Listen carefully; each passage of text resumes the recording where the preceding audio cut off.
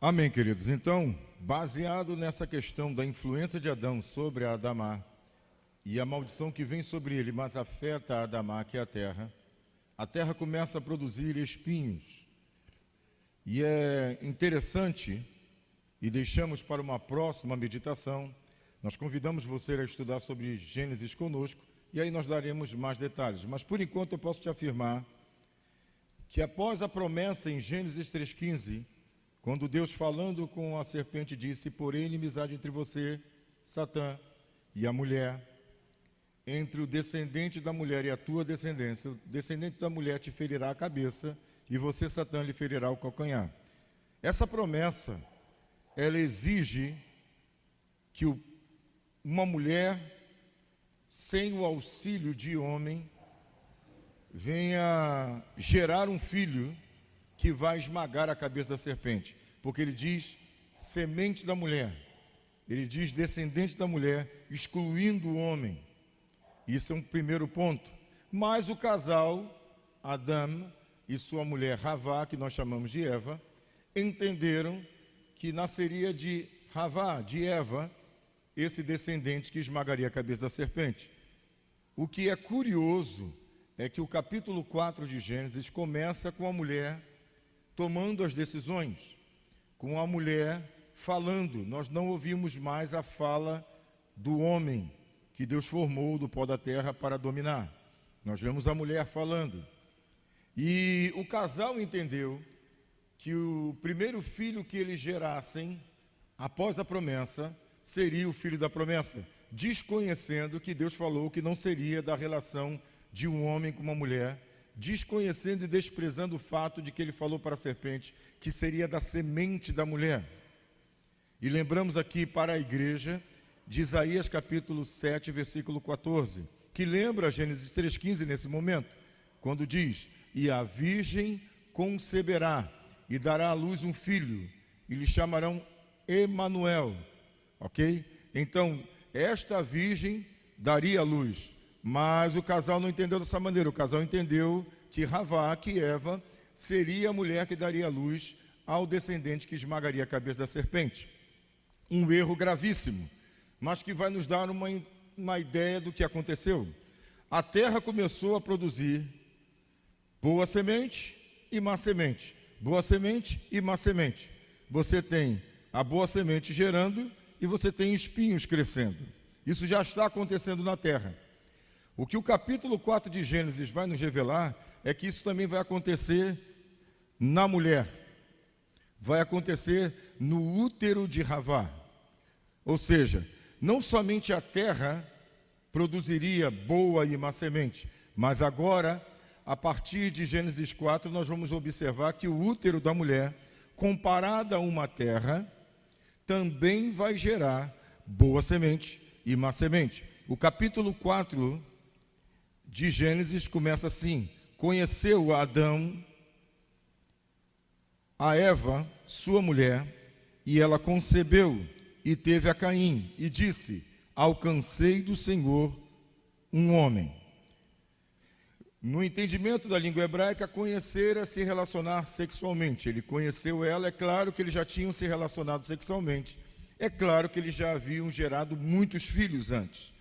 A atenção das Escrituras em Gênesis 4 não é para os primeiros filhos, e sim para os filhos depois da promessa. Para os primeiros filhos depois da promessa, mas também eu quero acrescentar algo para você. São também os primeiros filhos após a expressão Arurá Hadamá, maldita é a terra por sua causa. Eu gostaria de destacar que esses são os dois primeiros filhos após não somente haver boa semente na terra, mas também má semente. Olha para o útero de Havá, para o útero de Eva, e você vai perceber que existem dois tipos de semente no útero daquela mulher. O interessante é que ele conheceu a sua mulher, ele teve a relação sexual, mas é ela quem diz. Ela concebeu, teve a Caim, e foi que disse: alcancei do Senhor o varão. Nós poderíamos parafrasear e dizer: alcancei o varão que o Senhor prometeu. ela confiou que Caim seria aquele que esmagaria a cabeça da serpente de maneira totalmente errada. E isso vai influenciar no nome e também na maneira como o rapaz que vai nascer logo depois vai ser tratado, porque o nome Abel em hebraico significa algo vão, uma vaidade, algo que não tem importância. E o que nós aprendemos ao longo desses anos foi que quando o casal gerou a Caim, deram a ele toda a importância, porque ele seria o sucessor do seu pai. Ele tinha a profissão do seu pai. Ele também era lavrador da terra. Ele seguiu o caminho do seu pai. E o outro rapaz é um rapaz que anda na contramão. Ele já nasce de maneira desprezível. E aqui nós sugerimos que eles sejam gêmeos, porque o texto do capítulo 4 diz assim: conheceu Adão a Havá, sua mulher, e ela concebeu, teve a Caim e disse: alcancei o varão que Deus prometeu. Verso 2: tornou a dar à luz e teve a Hevel, seu irmão. Não diz que ele deitou novamente com ela para novamente gerar dela. O que nós entendemos é que eram gêmeos. Os dois nasceram como as sementes na terra. Nasceu uma má semente, nasceu uma boa semente. A má semente segue o caminho de Adão e a boa semente segue o caminho do Eterno. Observe que isso está em Gênesis capítulo 4. Eu gosto de ler o texto de João no capítulo 12, verso 49, para que possamos fazer a ponte. Porque o Mestre Jesus diz que tudo que ele fala, tudo que ele ensina já estava prescrito pelo Pai. João capítulo 12, verso 49 diz: pois eu não falei de mim mesmo. João 12, 49, pois eu não falei de mim mesmo, mas o Pai que me enviou, ele diz, me prescreveu, ou seja, escreveu o que eu deveria falar, o que eu deveria dizer. Ou seja, se ele vai falar das 7 parábolas em Mateus capítulo 13, Mateus vai registrar do versículo 1 ao 52 para nós, ele está falando aquilo que já estava pré-escrito, escrito de antemão. E nós encontramos no contexto de Gênesis 3 e 4, os espinhos não somente na terra, mas os espinhos nessa terra que é o útero da mulher. Preste atenção nisso, o útero da mulher sendo tratado como se fosse uma terra. Nós vamos abrir um texto que está em Jó, no capítulo 1, que faz menção a esta interpretação. Jó, no capítulo 1, verso 21, ele diz algo muito estranho. Ele diz: nu saí do ventre da minha mãe, e nu tornarei para lá. Jó, capítulo 1, verso 21. Pode ser que alguém esteja falando, ou possa pensar, é normal, tem que pensar. De onde esse pastor tirou essa ideia de que o útero da mulher pode ser comparado com a terra? Aquilo só aconteceu com a terra, não aconteceu com o útero da mulher. Jó, ele entende o útero da mulher como se fosse a terra e a terra como se fosse o útero, como se os dois tivessem uma relação, como se a imagem, tudo que foi criado na terra, tivesse plena relação com aquele que também foi tirado dela. Ele fala: nu saí do ventre da minha mãe. Até aqui todos nós compreendemos. O que não compreendemos é quando ele diz que nu ele vai voltar para lá. Para lá onde? Se ele saiu do ventre da sua mãe, ele não pode voltar para o ventre da sua mãe. Então a minha pergunta é: para onde Jó voltará? Ele diz: eu saí do ventre da minha mãe e vou voltar para o ventre da minha mãe. Ele saiu do ventre da mamãe e vai voltar para a terra, e ele considera que a terra é sua mãe. Ok? Jó capítulo 1, versículo 21. Nu saí do ventre da minha mãe, e nu tornarei para lá. Para lá não pode, mas para lá pode. Então ele considera que o útero da sua mãe pode ser comparado com a terra. Outro texto maravilhoso está no Salmo 139, desta vez Davi. versículo 15, do Salmo 139. Os meus ossos não te foram encobertos, quando no oculto fui formado. E ele diz, quando fui entretecido, ele não diz no útero da mãe, ele diz, nas profundezas da terra. Ele deveria dizer que foi formado no útero da sua mãe, mas o Salmo 139, verso 15, diz que ele foi formado na terra. Logo, terra e útero têm uma profunda ligação. Estamos autorizados pelas Escrituras a falar de espinhos não somente da terra, mas espinhos nascendo do útero da primeira mulher. Esse rapaz chamado Caim, ele é tratado como filho do maligno. O evangelista João, do qual nós estamos nos utilizando aqui em vários textos, ele diz que Caim era do maligno. Ora, se tratarmos os dois frutos do ventre da primeira mulher como boa semente e má semente, nós já teremos já uma ideia de onde o mestre tirou essa ideia de que mesmo ambos sendo chamados, ambos recebendo a mesma palavra, o resultado pode ser diferente. Caim era do maligno, Caim era uma má semente. Nunca esquecendo que isso não fala de predestinação incondicional. Deus não criou Caim para ser maligno. Isso vai fazer parte das escolhas que Caim fará para se tornar então maligno. E é claro que existe uma forte influência de onde ele está, do contexto onde ele vive, já que ele cresceu entre a sua família como sendo o próximo líder da raça. E você imagina uma criança, um adolescente, um adulto já, crescendo com vários projetos para ser aquilo que Deus nunca disse que ele seria.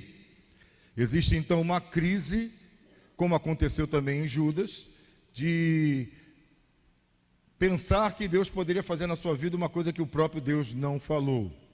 Isso acontece na vida de muitas pessoas que criam ilusões, começam no Evangelho e pensam que vão ser aquilo que Deus nunca disse que elas seriam. E depois elas saem dizendo que estão decepcionadas com Deus. O problema não estava em Deus, e o problema estava no contexto em que ela estava, nas mentiras que ela ouviu e na ilusão que ela criou em seu coração. A voz de Deus, ela é uma voz que não deixa dúvidas. E por isso nós temos falado, quando Deus faz alguma coisa, Deus assina aquilo que faz.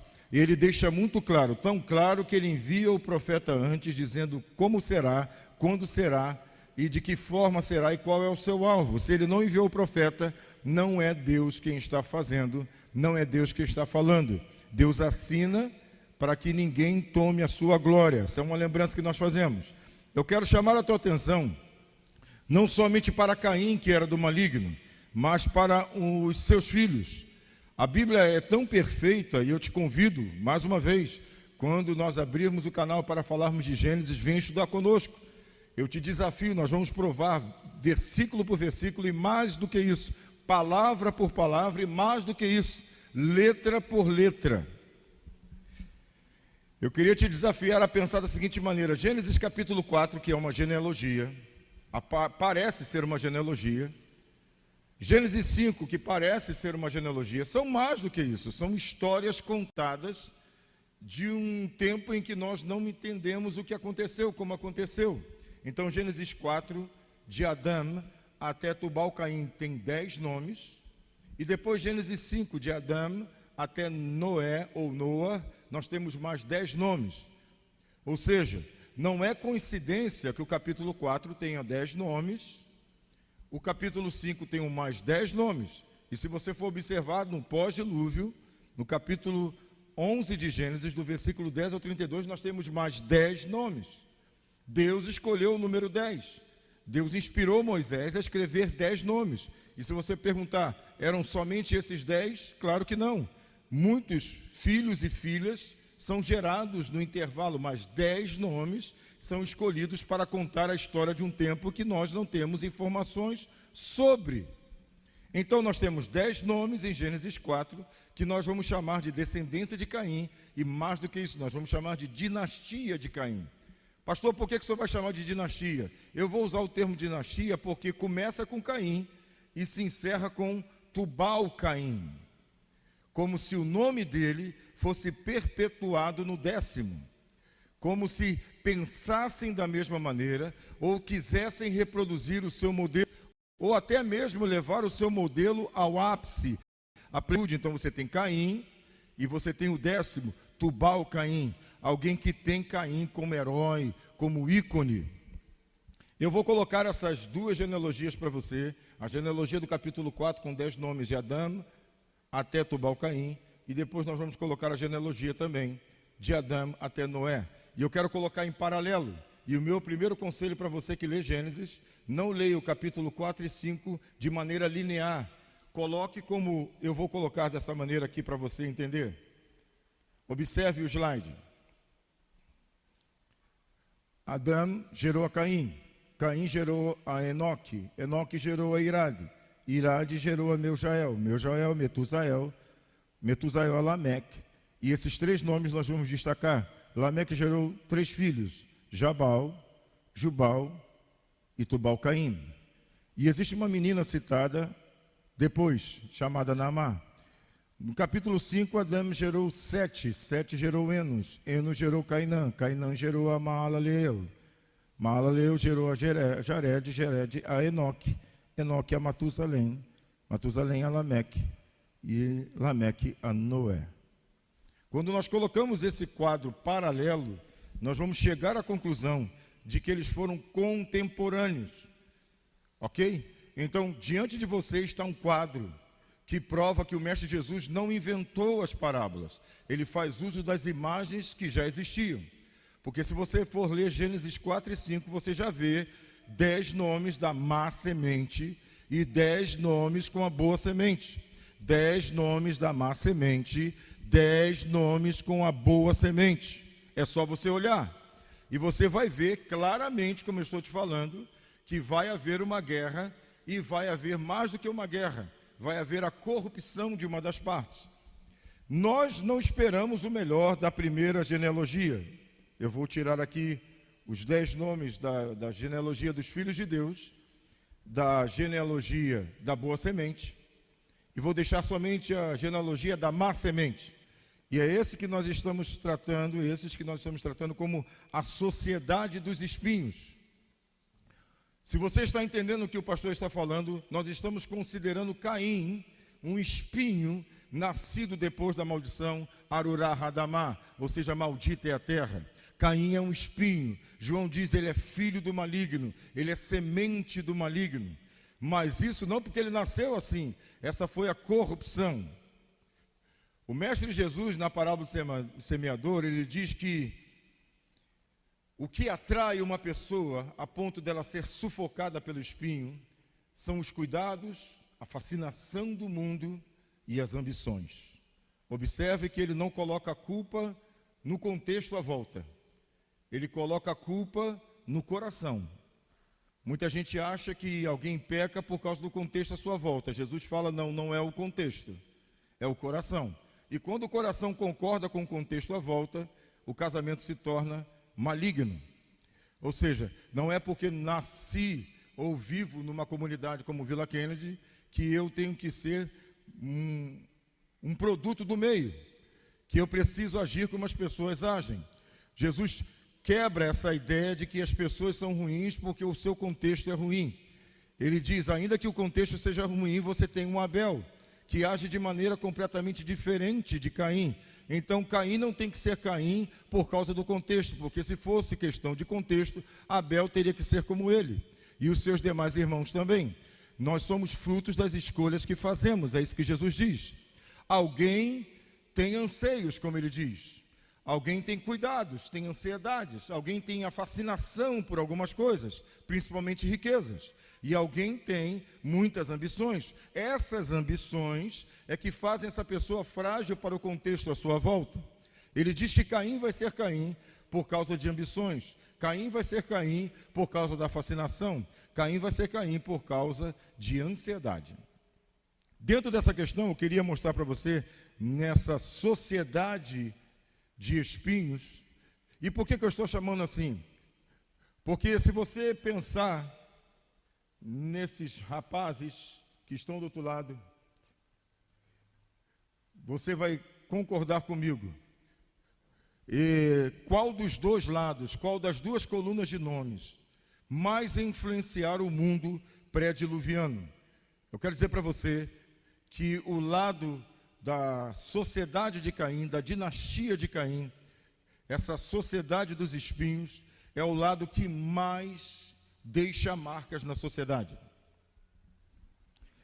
Queremos que você então compreenda que há uma relação entre a má semente e a boa semente, como nós temos mostrado na genealogia em Gênesis capítulo 4. Observa novamente os 10 nomes da coluna esquerda, 10 nomes à direita. Isso está na sua Bíblia, no capítulo 4 e 5 de Gênesis. Nós não estamos inventando, nem Jesus inventou. A questão é que os dois vieram de Adão. Tanto Caim como Abel, assassinado, e depois Sete. Ambos saíram de Adão. E existe uma corrupção na má semente. Mas ambos desejam o sacerdócio. Caim ofereceu do produto da sua terra. O que Deus não aceitou foi ele, não o produto da sua terra. Diz o texto sagrado em Gênesis capítulo 4. Atentou Deus para Caim primeiro, depois para a sua oferta. Tem gente que acha que Deus vai atentar para a nossa oferta e tenta impressionar a Deus com o que faz ou com o que dá. Mas Gênesis capítulo 4 reprova essa ideia. Primeiro Deus olha para você, Deus olha para mim, depois para aquilo que nós fazemos. Fica difícil para Deus ouvir as nossas vozes se Ele não aceita a nossa pessoa. Fica difícil para Deus. Eu não estou falando das instituições. As instituições aceitam o que nós damos, mesmo que sejamos uma pessoa sem caráter. Eu estou falando de Deus. Deus não se importa com aquilo que você dá ou com aquilo que você faz, se Ele não aceita quem você é. Então Deus reprovou Caim, atentou Deus para Caim e para a sua oferta, e ele rejeitou a Caim, e automaticamente ele também vai rejeitar a sua oferta. Quando Deus olhou para Abel, ele aceitou Abel, e por isso ele vai aceitar a sua oferta. Com isso eu quero dizer que as duas sementes, tanto a boa como a má semente, desde o início, desde o princípio, desde Gênesis, já chamam a nossa atenção para um detalhe: eles são sacerdotes. A boa semente é sacerdotal, a má semente é sacerdotal. Nós estamos falando de um contexto sacerdotal.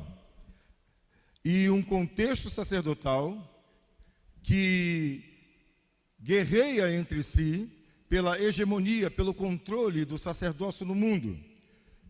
Desde o início, a ideia é quem será o líder do mundo, tanto no sentido religioso como no sentido civil.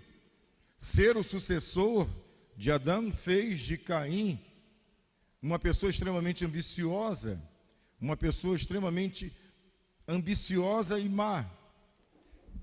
Uma coisa que eu quero destacar, porque nós não temos tempo nessa meditação, mas na próxima nós queremos que você esteja conosco, é entender esse contexto. Por que o mestre fala que alguém que tem um coração que recebe a palavra, que cresce, por que ele diz que essa pessoa pode ser sufocada?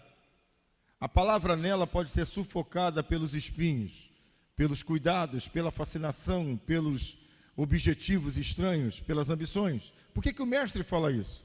Ele fala do convívio de dois grupos de pessoas. Ele fala de que a boa semente, ela corre um risco quando ela está em contato com a má semente.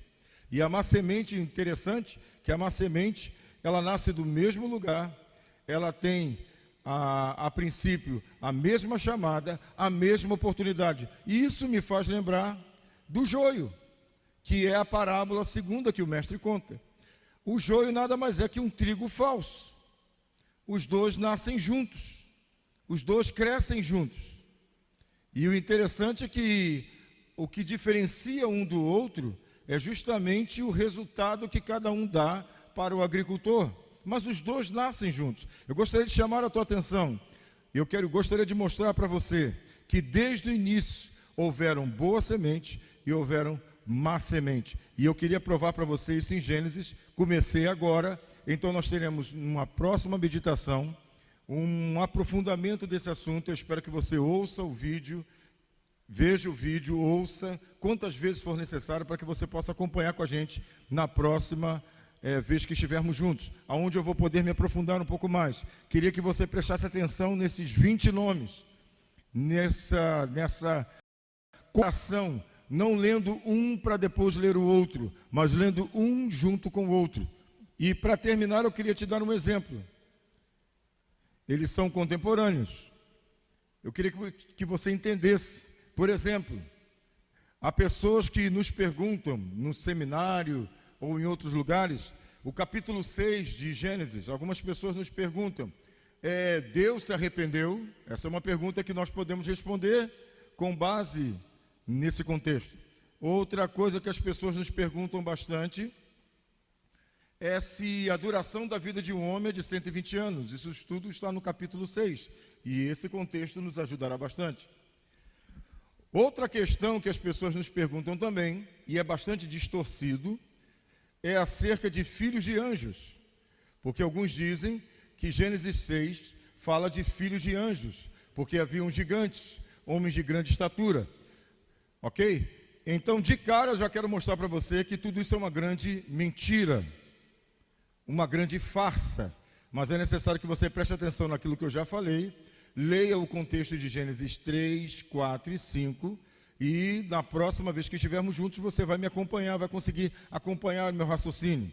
Mas eu vou, por exemplo, aqui mesmo nessa genealogia, mostrar para você que existe uma grande fantasia.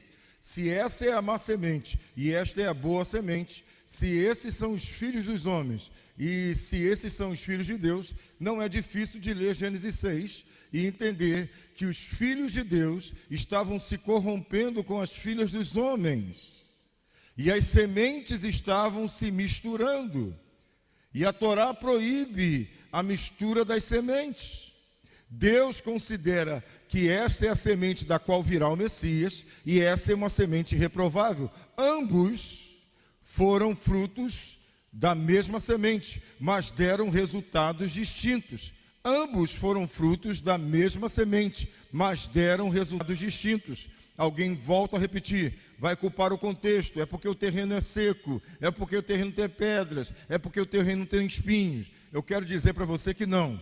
Está no nosso coração o segredo, a escolha que nós fazemos. Você pode viver o contexto que você viver. Você pode ser cercado das pessoas que você tiver que ser cercado por elas, porque você não vai fugir do mundo.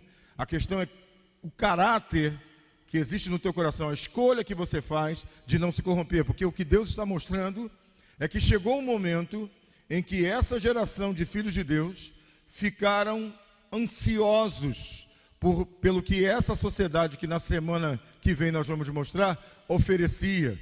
Essa sociedade de filhos de Deus ficou fascinada pelas riquezas que essa sociedade apresentava. Essa sociedade de Deus, de filhos de Deus, ela se encheu de ambições, e essa outra tinha coisas fascinantes, interessantes para apresentar. E chegou o momento em que eles começaram a dialogar, que os filhos de Deus começaram a se enamorar e misturar as sementes. E a palavra proíbe a mistura das sementes. Aqui você vai entender que o dilúvio nada mais é do que o produto dessa mistura. E que o sistema estabelecido por Caim tem por função sufocar a palavra, sufocar o sacerdócio de Deus.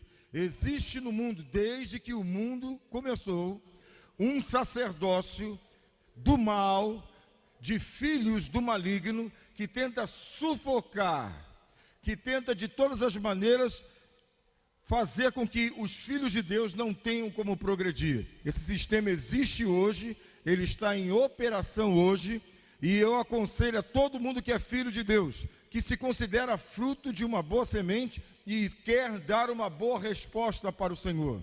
O que você deve fazer? Toma cuidado com a sua ansiedade. Toma cuidado com a fascinação que você tem pelo que o outro lado tem para dar. Toma cuidado com as tuas ambições, porque isso atrai o outro lado para você. E você vai percebendo que à medida que você for cedendo, fazendo concessões, vai diminuindo no seu coração o desejo de conhecer a Deus, o crescimento com Deus, você vai morrendo na fé como uma semente que vai sendo sufocada e não tem ar. Amém? Que o Senhor te abençoe e te guarde, que o Senhor faça resplandecer o seu rosto sobre ti e tenha misericórdia de ti, que o Senhor sobre ti levante o seu rosto e te dê shalom. Amém.